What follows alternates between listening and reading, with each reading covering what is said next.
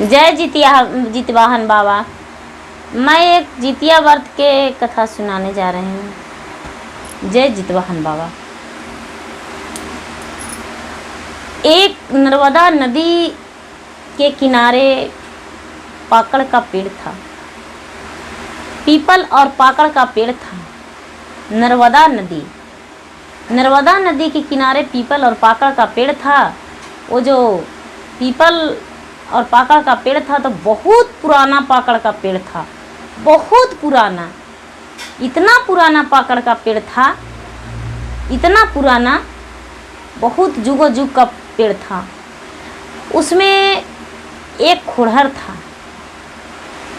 तो खोड़हर में एक सियारिन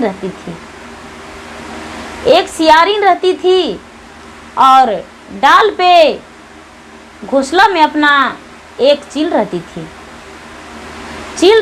तो चील और सियारिन दोनों तो एक ही जगह रहती थी। तो दोनों में बहुत गहरी मित्रता था।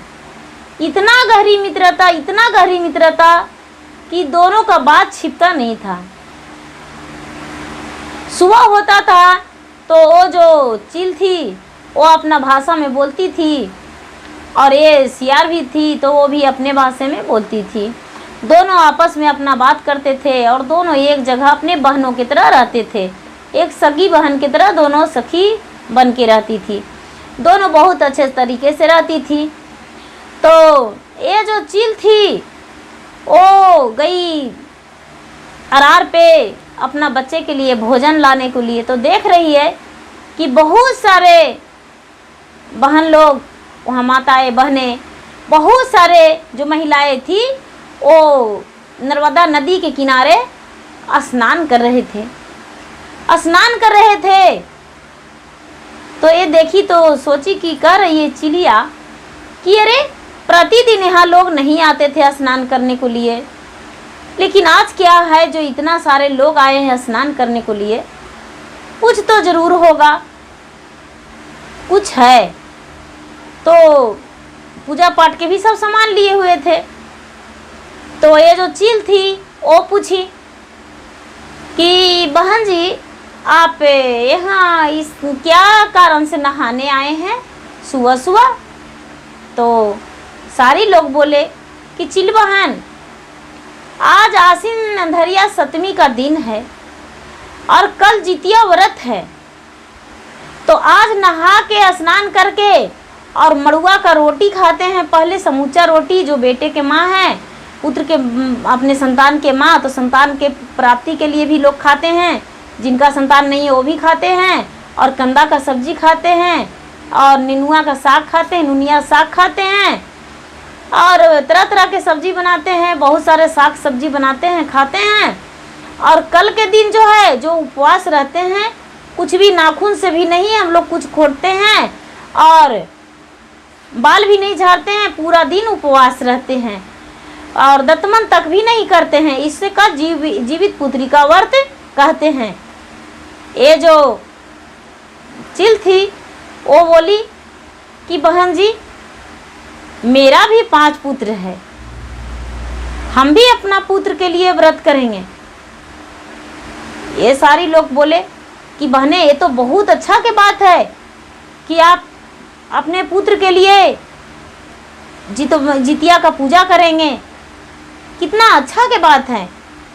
बोले कि ठीक है। एक चील थी तो आई इसके सामने, सियारिन के सामने, और सियारिन के बोली कि हम जा रहे हैं पहले नदी में नहाने।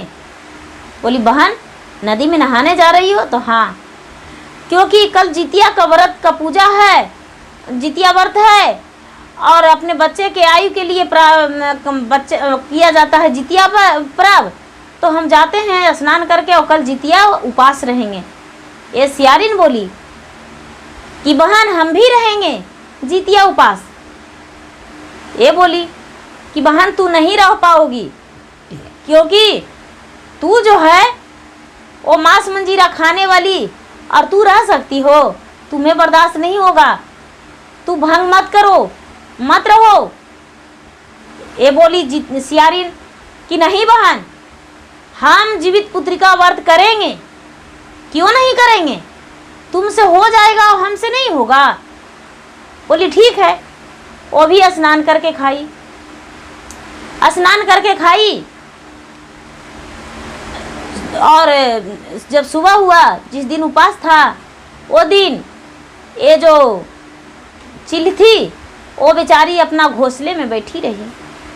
घोंसले में बैठी रही, अपना बच्चे के लिए भी दाना पहले ही ला के रख दी थी, भोजन, और बोली कि आज हम अपना चोट से भोजन नहीं उठाएंगे, क्योंकि आज जो है वो जीवित पुत्री का व्रत है, अपने बच्चे के आयु के लिए, लंबे आयु के लिए व्रत करते हैं, तो आज हम चोट से भोजन नहीं ला सकते हैं। इसलिए वो पहले ला के रख दी थी और उपवास में रह गई। उपवास में रह गई। ये सियारिन भी रह रही थी। सियारिन रह रही थी तो धीरे धीरे तो पूरा दिन काट ली सियारिन। पूरा दिन काट ली सियारिन। जब शाम हुआ तो वहाँ के एक सांप जी थे। उनका एक लड़का था। वो सांप जी का, तो उसका पुत्र उसी दिन इस दुनिया से चल बसे थे। तो उसका दाह संस्कार वहाँ पर हो रहा था। तो ये सियारिन गई थी नदी के अरार में घूमने। तो दाह संस्कार हो रहा था, तो आधा उसका लाश जला था और आधा बाकी था। सियारिन का जी लकपक करने लगा। सियारिन का जी लकपकाने लगा। इसको लगने लगा कि अरे भाई, इतना सुंदर लाश यहाँ पर है, एकदम पका हुआ है, यदि इसको खा लेंगे तो मेरा तो आत्मा एकदम भर जाएगा। कौन रखेगा उस पास? जितिया व्रत कौन करेगा? हम तो रात में आके इसको पूरा भर पेट भोजन करेंगे, बहुत मज़ा आएगा। क्योंकि ये जो है, जो कच्चा मांस नहीं है, ये पका हुआ मांस है, बहुत अच्छा लगेगा खाने में। ये मन में लगा ली। आई रात में अपना जो खोड़र था उसमें बैठ गई। थोड़ा सा रात गया तो चिल से कह रही है ये सियारिन कि बहन, तुम सो गई हो या जागी हो? तो ये चिल बहन बोल रही है कि बहन नहीं सूतल है, नहीं जागल हैं, पूरा संसार के रीति रवैया देख रहे हैं। तो ये कहती है सियारिन के रे भाई, ये तो सोई नहीं है। अच्छा कोई बात नहीं, 1 घंटा के बाद पूछेंगे। तो धीरे धीरे 10 बज गया। 10 बज गया तो ये कहती है बहन सो गई या जागी हो? तो चिल रानी जो है वो कह रही है कि बहन सियार रानी, हम नहीं सोए हैं, नहीं जागे हैं, संसार का रीति रवैया देख रहे हैं। अरे फिर ही बोल दी। तो चिलिया सोचती है कि इसका मन में क्या चल रहा है, थोड़ा देखते हैं चुप रह के। इस बार बोलेगी तो हम चुप रहेंगे, देखते हैं क्या सोचती है, क्या करती है। बार बार ये हमको आवाज़ दे रही है। जब 12 बज गया तो फिर से ये कहती है सियारिन कि चिल रानी सो गई है या जागी हो? ये कहती है कि बहन, ये चुपचाप रह गई। चिल रानी चुपचाप रह गई। देखते हैं चुप रह के क्या करती है। ये जब चुप रह गई तो क्या की कि ये सियारिन निकल गई। और सियारिन निकल के और जाके मृतक घाट पहुंच गई, जहाँ पर मृतक जला था। और वहाँ पर अपना मुंह से पानी ले लेके और वो जो मुर्दा जला था, कुछ बाकी था, उसमें भिजा दिया और भिजा के लब लब खा लिया। खा के पूरा पेट भर लिया। भर पेट खा के और मुंह पोंछ पाछ के और वहाँ से चल दी। पूरा भर पेट मृतक खा के चल आई और आके अपना घोंसले में वो बैठ गई। खोड़र में उसका घर था। बैठ गई और बैठ के और कटर पूरा चबाने लगी। पूरा अपना चबाने लगी तो कुटुर कर रही है। तो ये चिल कहती है कि बहन, ये तो चिल सब देख ली थी कहानी। बहन, सियारिन बहन, क्या कर रही हो कुटुर कुटुर? ये कहती है, बहन तू नहीं जानती हो, भूखे पेट, दिन भर का भूखा पेट, रात भर का भूखा पेट, मेरा जो पेट का हड्डी है, पूरा शरीर का हड्डी है, वो खुटुर खुटुर कर रहा है बहन जी। चिल बहन, मेरा शरीर का हड्डी तो टूट रहा है, मेरा दांतें किड़किड़ा रहा है, इसीलिए ऐसे कर रहे हैं, मेरा भूख से तो जान निकला जा रहा है। ये कहते हैं कि हाँ हाँ थोड़ी देर बर्दाश्त कर लो, एक समय में पता चलेगा भूखा हुआ, अभी नहीं। वैसा ही करते करते जब सुबह हो गया तो ये जो सियारिन थी वो चल गई फिर मृतक घाट और जाके मुर्दा खा के पारण की। और ये जो चील थी वो चल गई किसी ग्वाले के पास,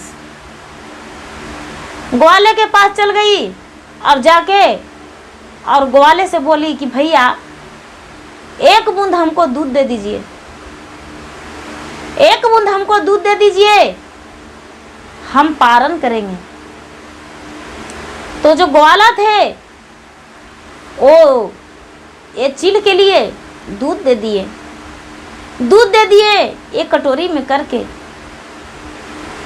करके दूध दे दिए। तो ये चील दूध पी ली और पारण कर ली, अपना व्रत तोड़ दी और चोंच में भर के दूध थोड़ी सी लेकर अपने बच्चों को थोड़ा थोड़ा प्रसादी समझ के और दे दी, प्रसादी समझ के दे दी। आके इसको से बोली कि बहन तू स्नान की, पारण की?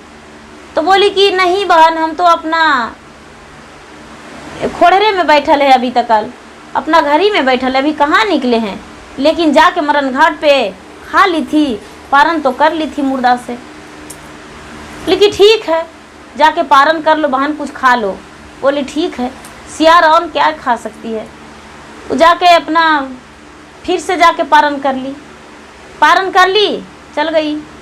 और दोनों आए तो जब पूजा कर रही थी, गुरु भाई बहन हम भूल गए, जब चील और सियारिन उपवास के दिन पूजा कर रही थी, तो उपवास के दिन सुबह में जब पूजा कर रही थी तो कह रही है, ये तो चील बिल्कुल उपास थी, तो ये चील कहती है कि हे भगवान, हे जितवान महाराज, हम बहुत दिन यहाँ पर घोंसला बना कर रहे हैं, लेकिन मुझे जब मृत्यु दीजिएगा तो एक मंत्री के घर में दीजिएगा, हम मंत्री का पत्नी बने, और बेटी भी रहें तो मंत्री का ही बेटी रहें, और पत्नी भी बने तो मंत्री का पत्नी बने। ये जो सियारिन थी वो पूजा करते समय जितवाहन भगवान से प्रार्थना कही और बोली कि हे पाकड़ी महाराज, हे सत के पाकड़, हे सत के जितवाहन महाराज, हम जब भी मृत्यु हो मेरा तो एक राजा घर में राजा के बेटी बन के हम रहें और राजा की पत्नी बन के। तो भगवान तो ऐसा स्वीकार लिए, लेकिन दोनों सखी थी तो भगवान का रचना था, दोनों का वहाँ मृत्यु हो गया कुछ दिन के बाद, और दोनों एक ही घर में जन्म ली, एक राजा के घर में जन्म ली। तो एक का नाम पड़ा कपूरावती और एक का नाम पड़ा शीलावती। एक बहन का नाम पड़ा कपूरावती और एक बहन का नाम पड़ा शीलावती। जो शीलावती थी वो शक्तिशाली थी, और कपूरावती थी वो जो सियारिन थी वो थी, और शीलावती जो थी वो चील थी। तो दोनों राजा के घर में जन्म ली, तो दोनों का बड़ी हो गई। जब दोनों बड़ी हो गई राजा के घर से, तो दोनों का राजा साहब शादी कर दिए। तो एक का मंत्री से शादी हुआ और एक का राजा से शादी हुआ, लेकिन दोनों का शादी हुआ एक ही जगह, एक ही घर में रहने वाला से दोनों बहन का शादी हुआ, कपूरावती और शीलावती के। तो शीलावती के हुआ मंत्री से शादी, कपूरावती के राजा से हुआ। तो ये मंत्री के घर में रहने लगी और वो राजा के घर में। राजा के घर में रहते रहते रहते रहते कुछ दिन बीत गया तो ये शीलावती का एक लड़का हुआ। वो जिंदा था। वो दूसरा जन्म में भी जितिया व्रत करते रह गई। ये जो कपूरावती थी तो कपूरावती भी थी, उसका एक लड़का हुआ तो वो लड़का का मृत्यु हो गया। लड़का का मृत्यु हो गया, दूसरा बच्चा हुआ, उसका भी मृत्यु हो गया। तीसरा बच्चा हुआ, तीसरा भी मृत्यु हो गया। 6 पुत्र हुआ और 6 का मृत्यु हो गया। 6 का मृत्यु हो गया और ये जो शीलावती थी उसका 6 पुत्र हुआ और 6 पुत्र जीवित रह गया। 6 पुत्र जीवित रह गया तो ये जो राजा के दरबार में बच्चा आता था तो ये कपूरावती देखती थी तो इसको लगता था कि अरे एक ही बार, एक ही बहन है, एक ही माता पिता के संतान है, एक ही बार शादी हुआ और इसको 6 पुत्र, इसको जिंदा है, इसको पुत्र को हम मरवा देंगे, कटवा देंगे और कटवा के और इसको बिना संतान के कर देंगे, तो ये जो बोले कि ऐसा है राजा साहब कि वो जो मंत्री का लड़का है वो 7 लड़का के आप काट दीजिए। आप बोलिए कि शिकार पर जाएंगे, उसको 6 के ले जाइए और उन्हीं मार दीजिएगा, 6 लड़का के काट दीजिएगा। तो ये जो राजा थे वो क्या किए कि इसको 6 लड़का के ले जाके रैन में और मार दिए और मार के और एक पिटारी में भर के और छोड़ दिए।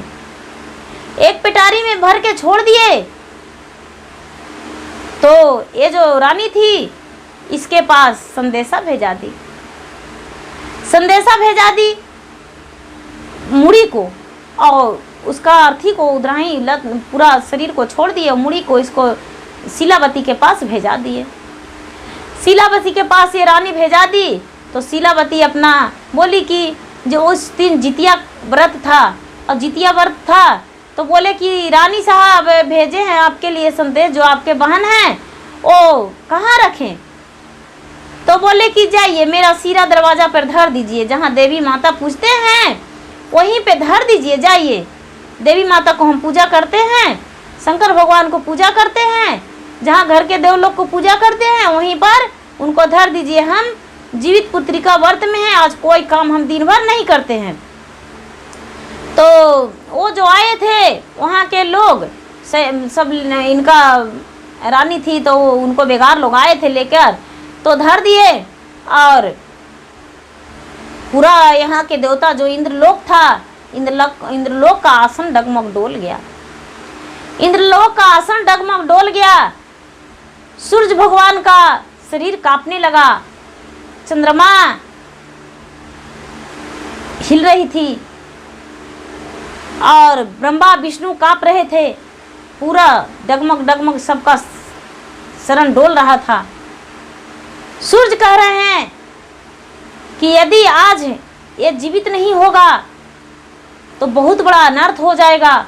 उसकी माँ है, आज जीवित पुत्रिका व्रत की है और उसका जो बहन है निसंतान अपने है, और उसी तरह इसको भी बना दी है, इसका पुत्र को काट के इसके घर में संदेशा भेजा दी है।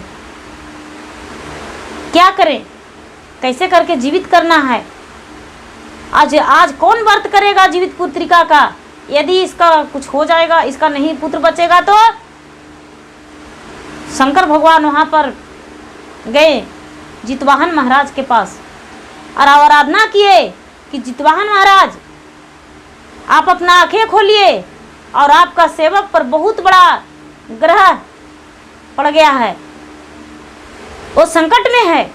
जब जितवाहन महाराज नजर खोले हैं तो देख रहे हैं कि उनका शिष्य का, उनका सेवक का पुत्र का काट के और उनके की यहाँ संदेशा पिठा दिया है। जितवाहन महाराज क्या किए कि कानी उंगली जहाँ वहाँ पहुँच गए जहाँ पर उसका शरीर बिगा हुआ था जंगल में। वो जितवाहन महाराज वहाँ पहुँच गए।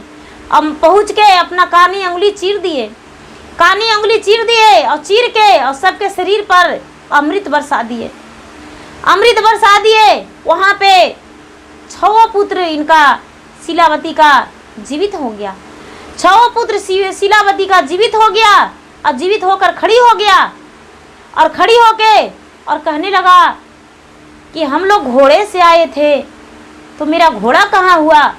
ये जो जितवाहन महाराज थे वो 6 का घोड़ा दिए, 6 का घोड़ा दिए और घोड़े से 6 पुत्र। तब तक रात हो गया, तब तक रात हो गया। 6 पुत्र रात में आए अपने माता के पास, माता के पास आए और माता के पास आकर बोले, माता माता दरवाज़ा खोलो। माता चिंतित थी कि मेरा पुत्र अभी तक नहीं आया है। बोले कि बेटा इतना लेट के तू क्यों आया।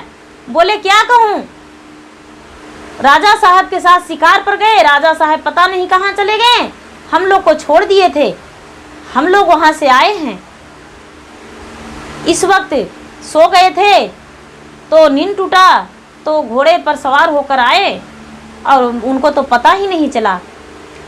और जब बेटे को सुला दिए, बेटे को सुला दिए और जब सुबह हुआ तो ये कह रही है ये रानी कि जाओ मेरा बहन के घर जाओ, मेरा बहन रोती है या नहीं जाके देखो। तो उसके जो दाई थी वो देखने गई तो उसका बहन नहीं रो रही थी। रात में 2 बार 4 बार बार बार उसके घर के पीछे सुन रहे थे, बार बार उनके दाई लोग जा रहे थे, बोले आपको बहन तो नहीं रो रहे हैं, कभी नहीं रोए हैं। सुबह हुआ तो ये बच्चे का मूड़ी था, वो बच्चे का मूड़ी इनका सोना चांदी जेवरात गहना हो गया, जेवरात गहना हो गया। ये जो मूड़ी था वो जितवाहन बन गया। ये इसके शीलावती के 5 पुत्र का मूड़ी था, वो बहुत बड़ा जितवाहन बन गया, 5 जितवाहन बन गया गला में पहनने को लिए। और जिसको से बंधन से बांधी थी वो बंधन सर्प से बांधी थी, तो वो बंधन जो था वो गले का डाड़ा बन गया, कमर का डाड़ा बन गया, कमर का डाड़ा बन गया। ये जो शीलावती देखी पूजा करके उठ के तो देख रही कि अरे हमको बहन तो जितवाहन भेजी थी, आहा इसको खुशी से पहन लेंगे। वो जो डाड़ा था सर्प था, उस सर्प सोची थी कि सर्प काट लेगा मेरा बहन को, तो सर्प तो डाड़ा बन गया बच्चे का और मूड़ी बन गया जितवाहन। जितिया महाराज का दिन था। ये जो देखी तो बहुत खुश हो गई और गले में पहन ली और बच्चे को डंडा पहना दी। जब सुबह हुआ तो ये कपूरावती थी तो सोच रही है कि अरे अपने से क्यों ना चल के देखें। तो अपने से चल के देखने गई तो देख रही कि इसका 6 पुत्र सब प्रसादी खा रहा है, खीरा वकरी सब तरह तरह के साग सब्जी बनाई थी, ये सब कुछ मड़ुआ की लिट्टी, इसको माँ भी खा रही, इसके बच्चे भी खा रहे हैं। ये कह रही कि अरे इसका पुत्र को तो हम मरवा दिए थे अपने नज़र के सामने, फिर भी इसका पुत्र कैसे जीवित है, ये हुआ तो कैसे हुआ। राजा से बोले, राजा साहब उसका पुत्र को तो आप मार दिए थे और हम भी मूड़ी देखे थे, लेकिन उसका पुत्र कैसे जीवित हो गया। राजा साहब बोले कि इसका कोई पिछले जन्म का कर्म होगा, इसलिए इसका पुत्र जीवित हो गया है। जाके मंत्री के पत्नी से मिलो और मिल के पूछो कि इसने क्या किया है। ये जो रानी थी वो अपना बहन के संदेशा भेजाई कि बहन हम तुमसे मिलना चाहते हैं, तुम मेरे पास आओ। चिट्ठी में लिख के भेजी। ये चिट्ठी पढ़ी तो बोली कि क्या ज़रूरत है जो तुम मुझसे मिलना चाहती हो, क्या बात है, ये भी लिख के भेजी। तो बहन तूने क्या किया है, कुछ तो बताओ हमको।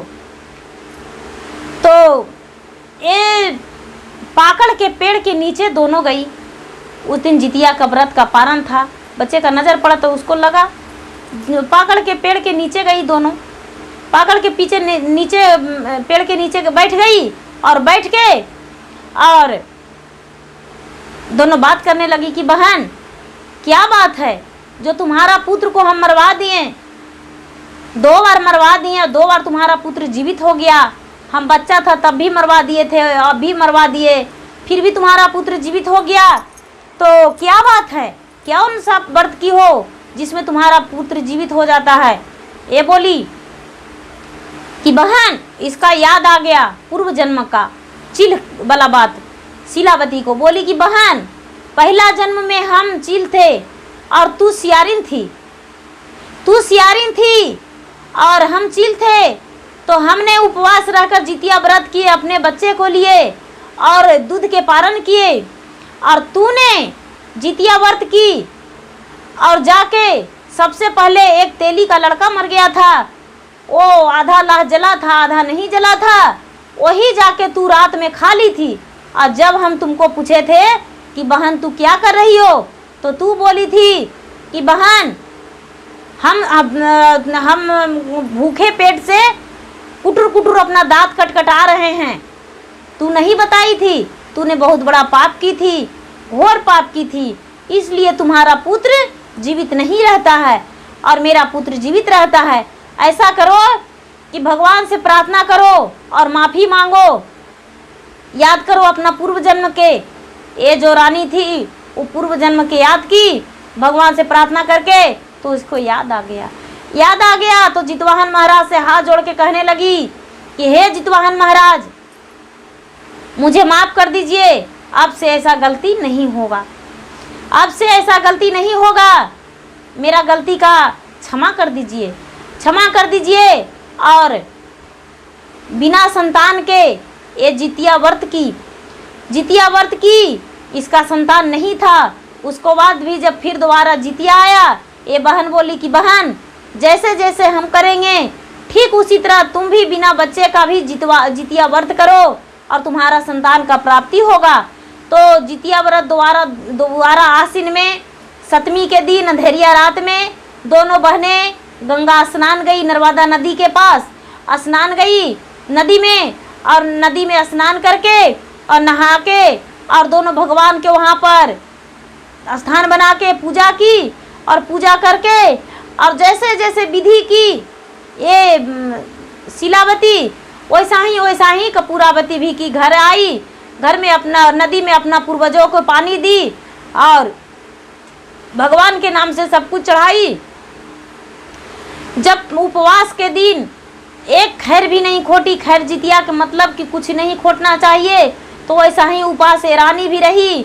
और पारण के दिन ये भी पारण नियम अनुसार की, सब कुछ अरवा चावल, फल, खीरा, नेनुआ साग, सब पुतिया झींगी, ऐसे करके मड़ुआ की लिट्टी पीछे खाते हैं, दूध से पारण किए, और केराव जो छोटा वाला होता है वो लाए, सब कुछ लाए और ला करके और वो पारण किए, और पारण करके और इसी तरह इनको भी पारण करने को लिए बोले, ये भी पारण किए। और बच्चे को जो फल रखे थे उठगा के, वो फल को अपने बच्चे को दिए और सबको खिलाए, फल खिलाए अपने बच्चे को और पति को दिए और खिला के, और डाड़ा पहनाए अपने बच्चे को, लड़की को बधी दी और बेटे को डाड़ा बांध दी गले कमर में, और कच्चा सूता हाथ में बांधी, और उनके लंबे आयु के लिए भगवान से प्रार्थना की।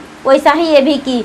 भगवान जितवाहन महाराज उसको पुत्र के प्राप्ति दिए, के प्राप्ति दिए। एक पुत्र राजा के भी हुआ, वो जीवित रह गया और उससे कुल वंश चलने लगा, और कुल वंश चलने लगा। उस दिन से रानी भी जीवित पुत्री का व्रत करने लगी, जीवित पुत्री का व्रत वो भी शुरू कर दी, और वो भी व्रत करने लगी नियम अनुसार, और अपने बहन को बहुत प्यार करने लगी, जैसे अपने समझती थी उसी तरह अपने बहन को भी समझने लगी। जैसे अपने एक बच्चा को समझती थी, ठीक उसी तरह अपने बहन को 6 पुत्र के भी समझने लगे। कभी भी मरवाने के लिए कोशिश नहीं किए कि हम अपने बहन को, लड़के को मरवा देंगे और ऐसे कर देंगे। जैसे अपने मानती थी, अपने खाती थी, वो अपने बच्चे को खिलाती थी, ठीक उसी तरह अपने बहन के लड़के को भी खिलाने लगी और अच्छे तरीके से रहने लगी।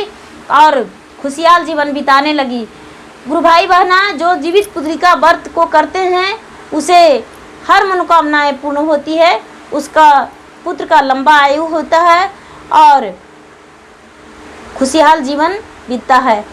और उसके पति ये जो है इसके से सुहाग भी अमर रहता है और बच्चे को भी लंबे आयु होते हैं, चाहे लड़का हो या लड़की, सबके लिए जीवित पुत्री का व्रत किया जाता है।